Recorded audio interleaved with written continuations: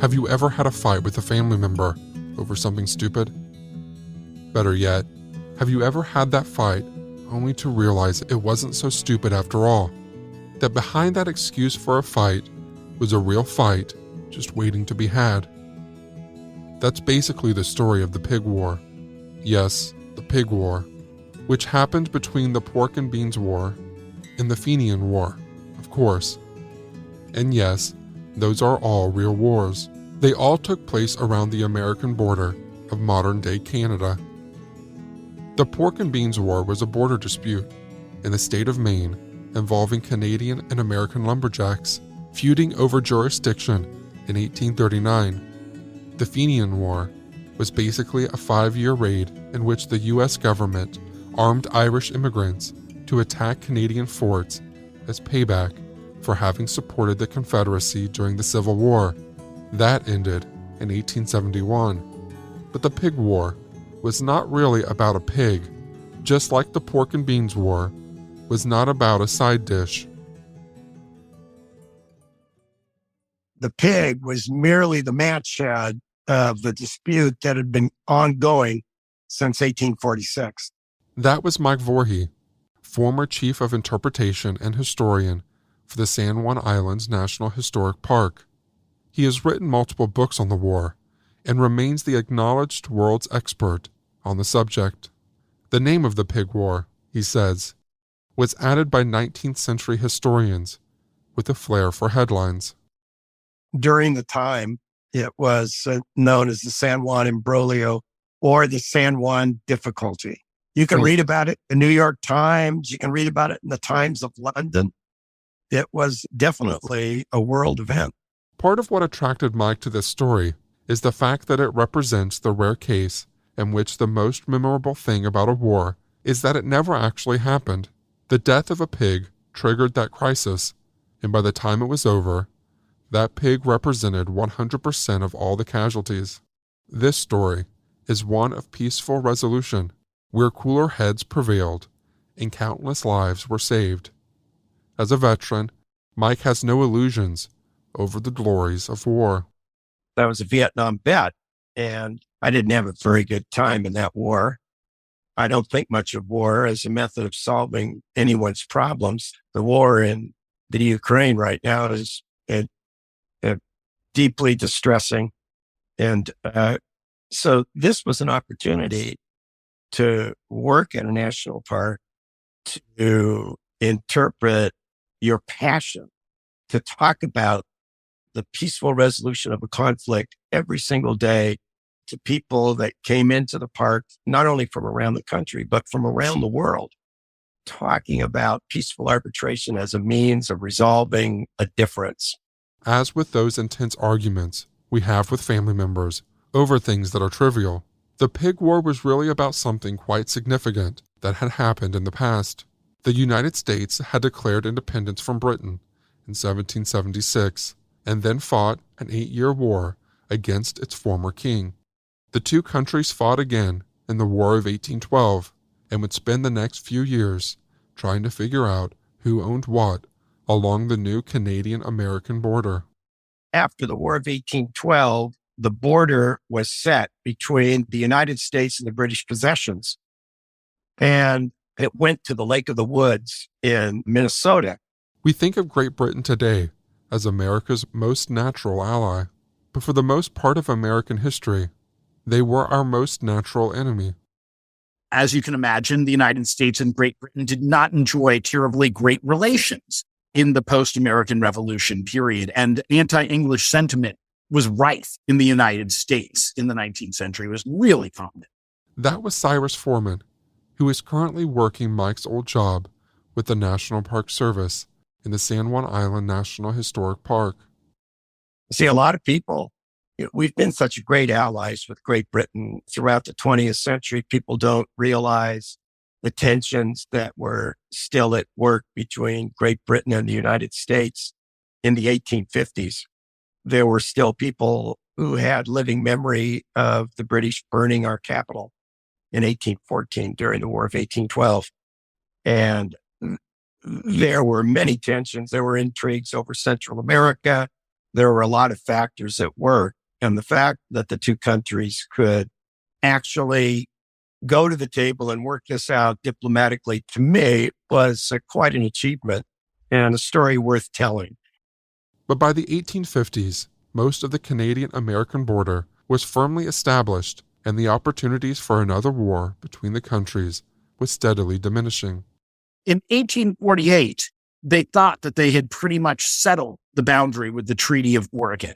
The Treaty of Oregon drew a firm boundary between modern-day Canada and the United States, where there had once been a kind of a shared territory that was open to people from either country who were willing to live there. Because of how remote the region was, and relatively inconsequential relative to their previous conflicts, the two countries were willing to cohabitate for decades after the War of 1812 and a prior treaty in 1818. It's worth noting that this area, the entire Pacific Northwest, up until that treaty was signed, had been legally a part of both Great Britain and the United States of America. They couldn't decide, and they didn't want to argue. And so they had what was known as joint occupation. The idea that it would be both British jurisdiction in Oregon, Washington, British Columbia, Idaho, and U.S. jurisdiction. And both parties had rights, but no one really had decision-making or governing authority, which was no big deal.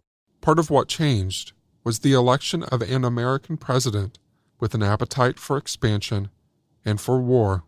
In 1846, President Polk was elected on a campaign slogan of 54-40 or fight. Literally, we will go to war with Great Britain unless they give us all of the Pacific Northwest all the way to Alaska.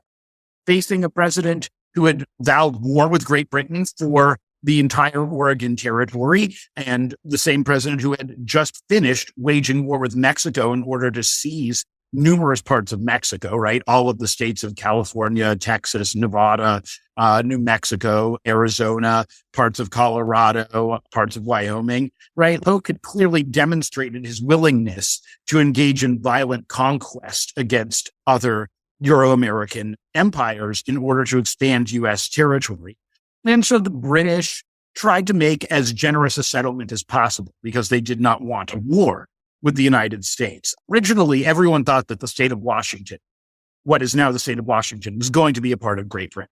They had more forces on the ground. They had massive amounts of capital invested at Fort Vancouver in Vancouver, Washington, on the other side of the Columbia River from Portland, Oregon. And it was a more equitable state. But facing the threat of violence from a president who had demonstrated the use of violence and willingness to start a war for illegitimate reasons or in order to claim land, they said, we will give you most of what you want. And so they drew a straight line across the northern boundary. But when it hit the sea, the British demanded that they get to keep all of Vancouver Island, and which dipped below that line. The British were eager for peace and conceded to most every American demand. They only asked to keep their command center in the region, which happened to fall just south of that line. The Royal Navy had already put its major command center for the entire Pacific into Esquimalt Harbor, which is in Victoria. So that would have been below that line. And so that the decision makers in Washington, D.C. said that the boundary at sea will be the strait that divides Vancouver from the mainland. The problem is that these men in Washington, D.C., who'd never been to the Pacific Northwest, did not know that there were two straits. Really, we are a result of the imprecise nature of cartography and treaty decisions in the 19th century, and a direct result of what happens when you have imperial officials who have no experience with the area that they're making decisions for, making decisions. So much drama over determining which strait was which might sound overblown, but this was a big deal. Not only did it determine the ownership of those 400 islands, but it also threatened to pin down American shipping and sea power all along Washington's and the country's northernmost coast. If the British Empire had these islands, it would have made it very hard for Americans to have capable navigation in the Puget Sound area. It would have basically boxed the United States in all the way down to the Columbia River. In order to improve their case for winning this stalemate, The royal governor of the region shrewdly decided to maximize the British presence in the disputed territories. James Douglas, an Afro-Scottish official of both the Hudson's Bay Company and the royal governor, a position that combined corporate and governmental powers in a unique way, decided to put facts on the ground in order to make this, both in order to profit and in order to make sure that the British Empire could claim these strategically valuable islands. So Douglas had his men land about 1,300 sheep, or 1,000 plus, I guess, sheep and other farm animals here, along with 17 Hawaiian shepherds in December of 1853. And they set about turning San Juan Island into a massive corporate sheep farm. That sheep farm flourished, and by 1859, there were over 4,000 sheep living on San Juan Island. And in that year, Americans began to arrive. While the British had been populating the islands through a corporate takeover by the Hudson's Bay Company, the American population had grown more organically. Settlers and pioneers had steadily migrated west, looking for land and new opportunities. The American approach, as we all know, took place over the Oregon Trail, which really warmed up and became red hot by the early 1840s. And you had Americans flooding into Oregon. So many Americans moved north of the Columbia River, which divides Oregon and Washington, that Washington territory became a separate entity. And when it did, in 1853, at the end of the year, the new territorial governor, a guy by the name of Isaac Stevens, declared that the San Juan Islands were really part of Washington territory. In 1858, gold was discovered in the Fraser River Valley of British Columbia. And that, when news reached San Francisco, what was known as the floating population of San Francisco, the group of men who were looking for any gold rush to try and make themselves as wealthy as earlier gold rushers, showed up in British Columbia. That scared Governor Douglas, who imagined this could be a way for the United States to begin to seize territory if these guys were successful. Luckily, these guys didn't understand the environmental history and specifics of the Fraser River Valley, so they showed up in the summer. You can't mine gold there really until winter because of river depth. And consequently, they spent all their money in the boom towns that they created, and almost all of them went home, except for 22 men who, as patriotic Americans, viewed San Juan Island as their territory and didn't want to go home failures, so they decided to homestead in the improved pastures that the Hudson's Bay Company was using. Needless to say, after 5 or 6 months of having Americans putting farms down in Hudson's Bay Company land, there was a lot of tension between Hudson's Bay Company officials and these Americans. That boiled over on the morning of June 15th, 1859, when one of the pigs belonging to the Bellevue sheep farm of the Hudson's Bay Company got into the potato patch of a failed gold miner named Lyman Cutler. Now, listening to this story today, most of us would be inclined to blame the owner of the pig for failing to control his property. When our dogs go on someone else's property, for example, and wreck something or hurt someone, it's our fault. But at that time, on the frontier, the responsibility of keeping the pig away from Coulter's potatoes was entirely on him.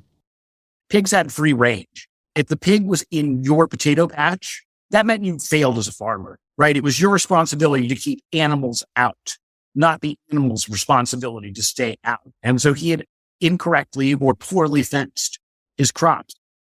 But Lyman Coulter wasn't having it. He began warning people that the next American potato this pig ate would be his last.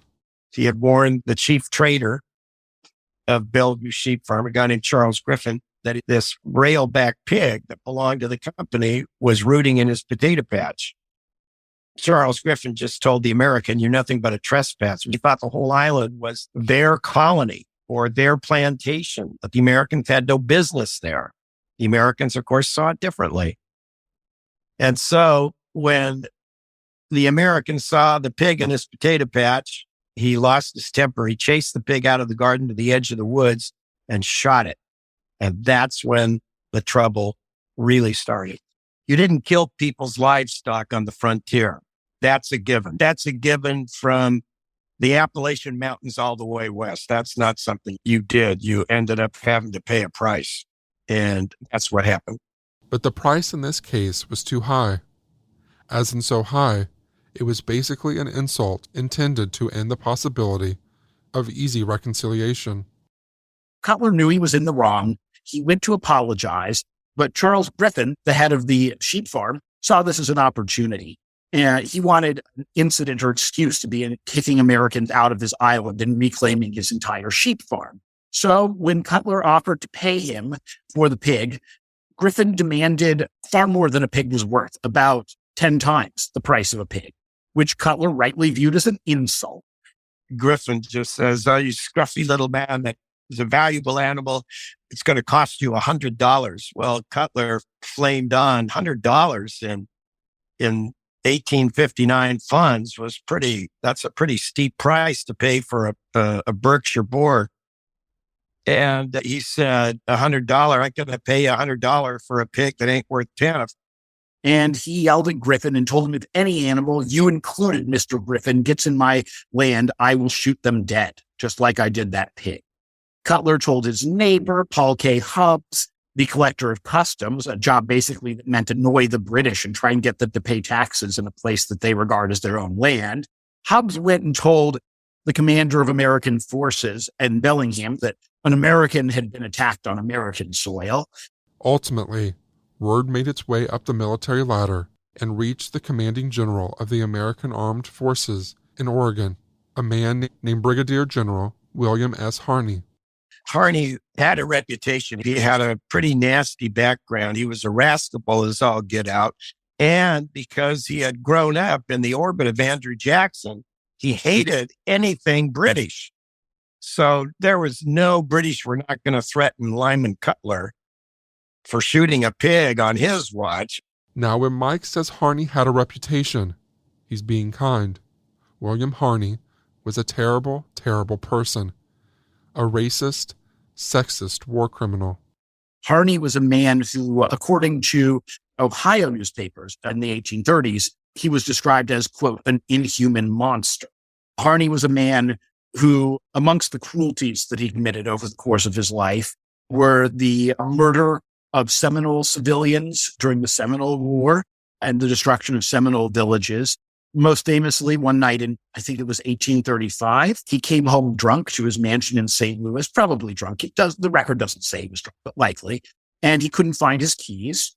And he decided that it was the result of an enslaved young mother. And he began to brutally beat her, a torture session that lasted for 3 days, that left her dead.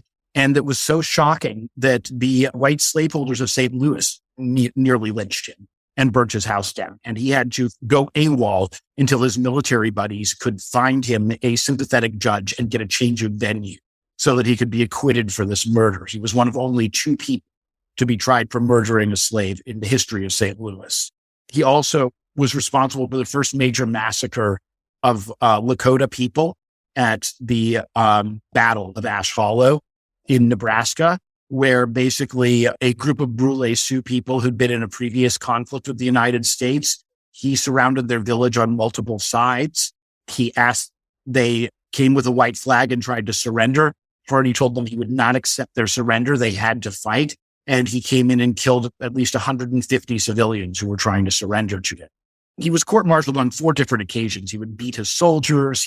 One time, famously, a dog was in his keep vegetable house when he was at a fort in the Midwest, and he ran out and chased the dog down for a mile and then beat the dog. It was one of his soldiers' dogs. He beat the dog to death. That was actually one of 2 dogs that he murdered in uniform. He also was holding a peace negotiation, and he wanted to show that white technology was superior to native technology. So he announced to the tribes that he'd assembled that, quote, we can now bring people back from the dead, and we are that superior. And so he had his post-surgeon anesthetize a dog, and he made everybody poke its ribs, and then the dog died in anesthesia, so he wasn't able to bring the dog back from the dead. He was court-martialed, 4 different court-martials, but he always used his close personal links to Andrew Jackson, who he had been an aide to when he was a young man, to escape punishment. He always claimed that his superiors in the army, Whigs, who hated him for being a Jackson man, and they're just trying to punish me for being a Democrat and a real Jackson. And that was sort of Harney's thing. This is the last person you want involved in this kind of crisis, or really anything of its kind. But Harney was at the forefront of the Pig War, which only made violent escalation that much more likely.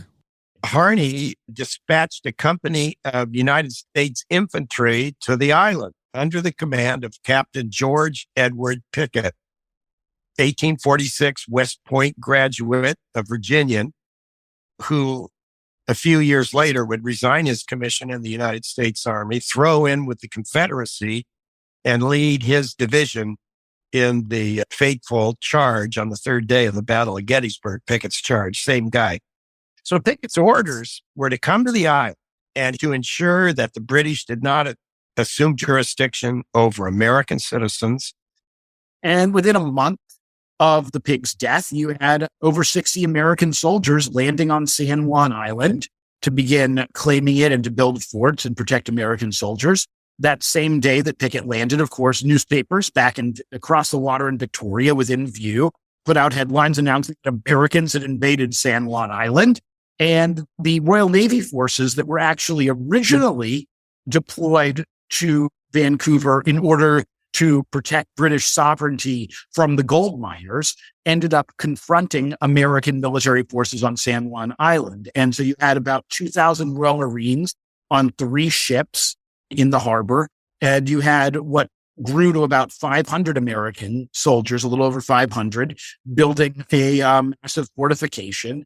And luckily, though there were times when they got close to it, over the summer of 1859, the two forces just looked at each other and didn't fire a shot.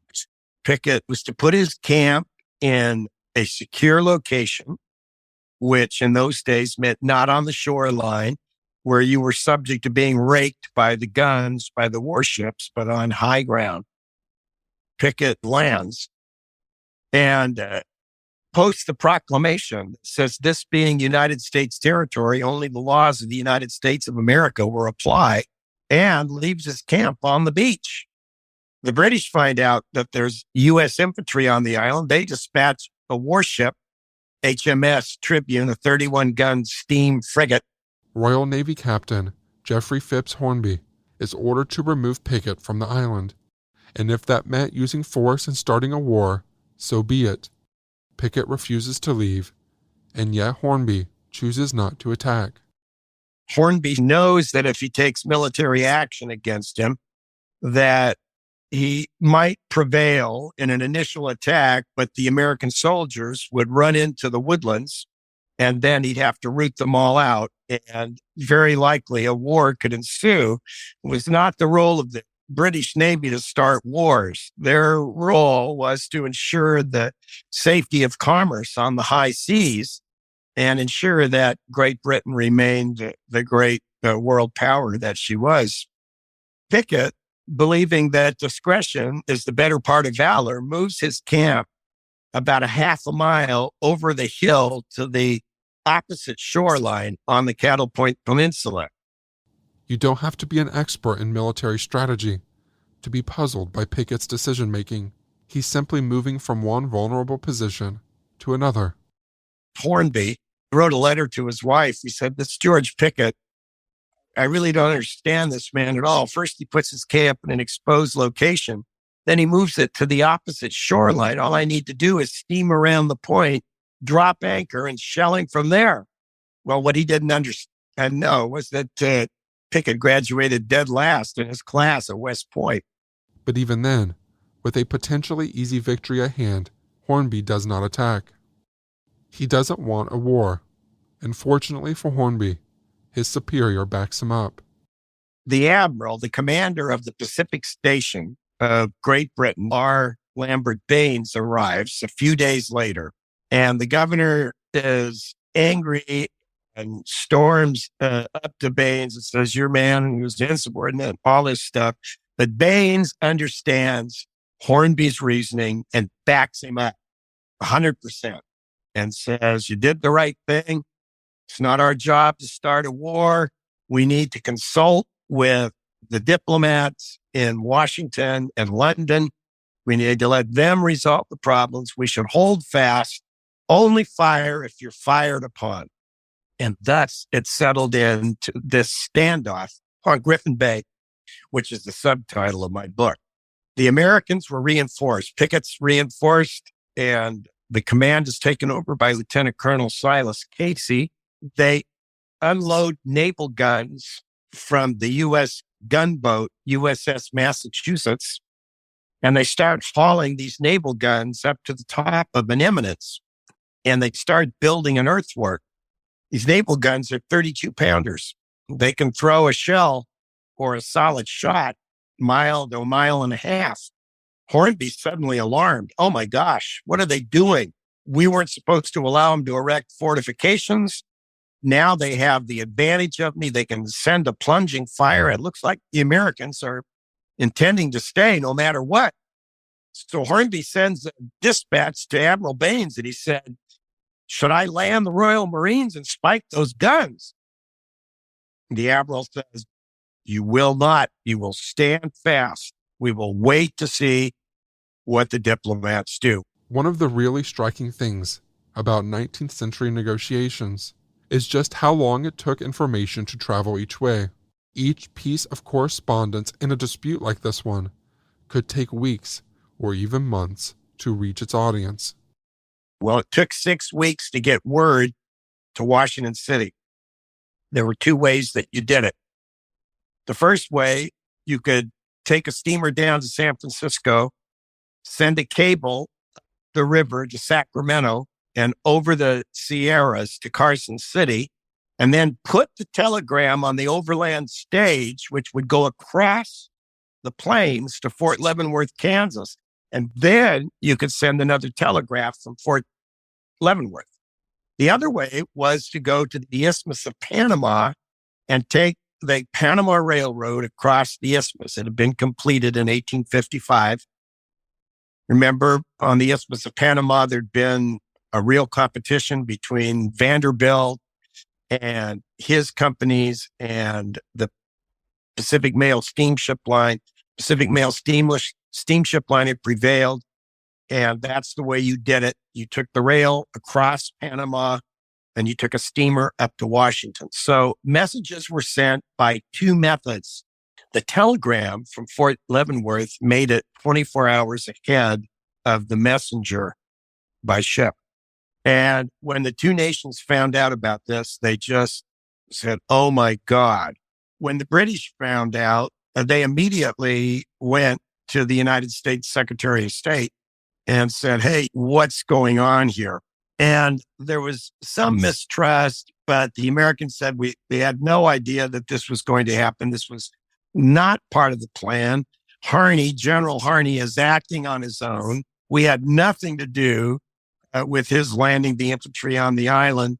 And to demonstrate our good faith, we will dispatch Winfield Scott to work this out. The British were actually very pleased by that because Winfield Scott had solved 2 border crises in the 1830s. First over the border at Niagara Falls, and then at Aroostook in Maine, and had worked things out diplomatically in both those cases. Scott was a soldier, but he was also a lawyer.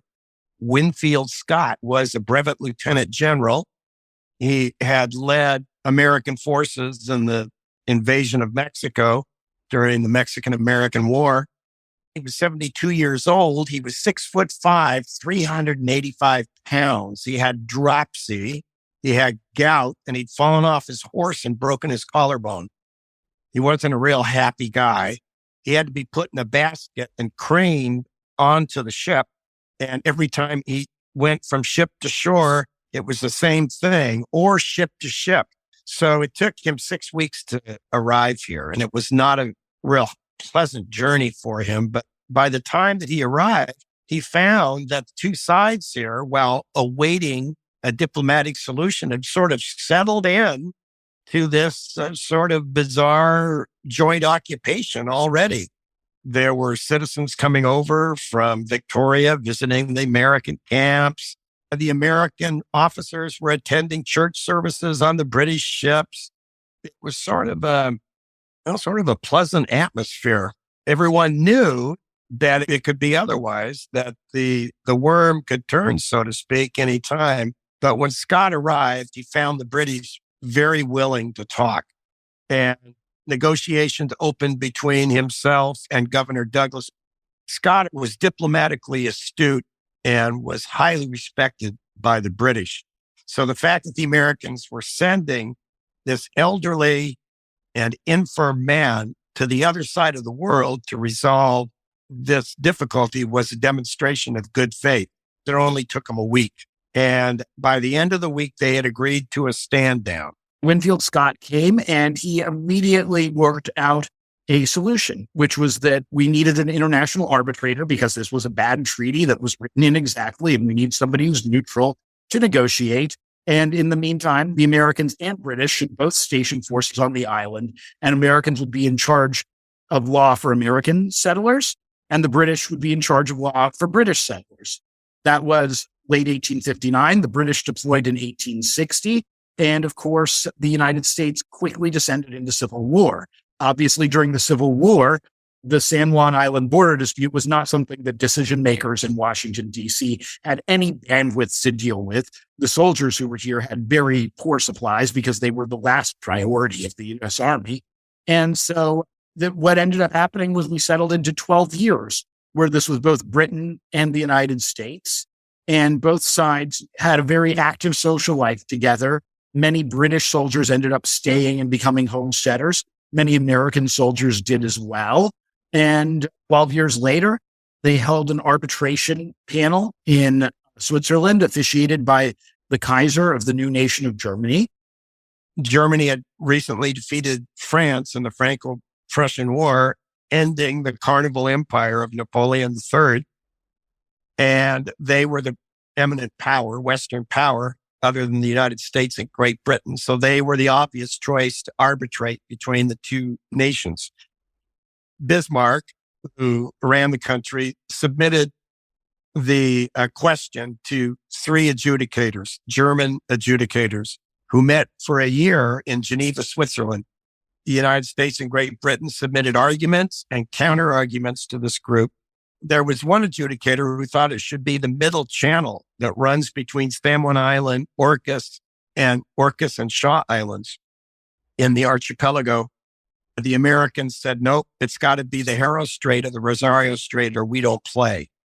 So the German group in October of 1872 issued a decision. They voted 2-1 that the Haro Strait to the west between Vancouver Island and San Juan Island was the boundary that was meant in the Treaty of Oregon. And so the ruling was issued on November 22nd, 1872. The British Royal Marines marched peacefully out of English camp. Within 2 months of the ruling, the British left. This became the United States. And this island has been the USA ever since. In the next episode, we'll be exploring more of the lasting significance of the Pig War, as well as some of the ways in which things could have gone terribly wrong.